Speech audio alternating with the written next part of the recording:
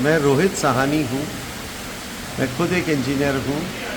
एक स्कूल चलाता हूँ, कुछ संस्थाएं चलाता हूँ जिसमें स्कूल में कुछ लैब्स और स्पोर्ट्स भी हम लोग करते हैं।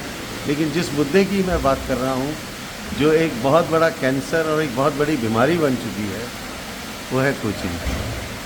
कोचिंग इतनी बड़ी बीमारी है कि आज वो रोबोट्स और ऐसे ऐसे बच्चों को भेज रहा है इंजीनियरिंग मेडिकल में जिनकी बेसिक्स तो क्लियर नहीं है, लेकिन वो मॉड्यूल से, वो रोट लर्निंग से, वो सिर्फ एग्ज़ाम्स पास करते हैं, किसी तरह कॉलेजेस में एडमिशन ले लेते हैं और डिससर्विस कर रहे हैं नेशन के लिए भी और इंस्टीट्यूशंस के लिए भी, बिकॉज उनके पास चॉइस नहीं है।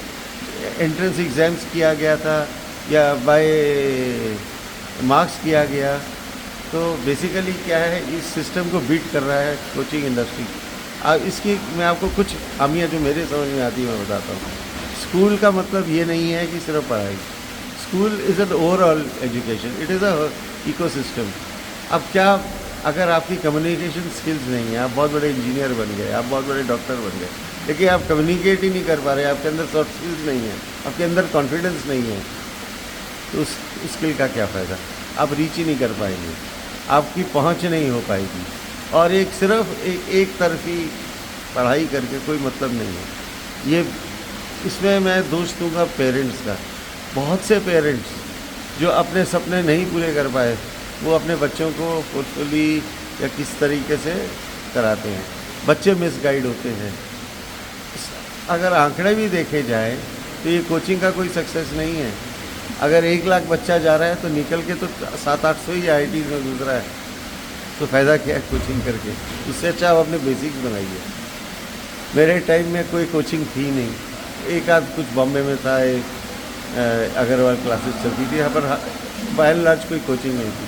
हमारी जो स्कूल की पढ़ाई थी उसके बेसिक्स इतने अच्छे थे हमारे, तो जो बच्चा बेसिक्स इसके स्ट्रॉन्ग है, ऑटोमेटिकली हमने वो एंट्रेंसेस दी और एडमिशन लिया।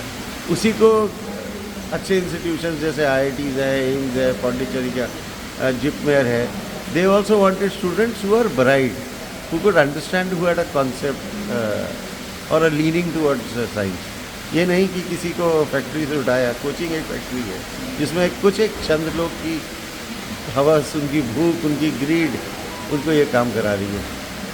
सरकार को GST आती है, मेरे हिसाब से मैं सरकार को इक्वली दोषी मानता हूँ इसके लिए, क्योंकि सरकार को GST आती है, स्कूल से GST आती नहीं।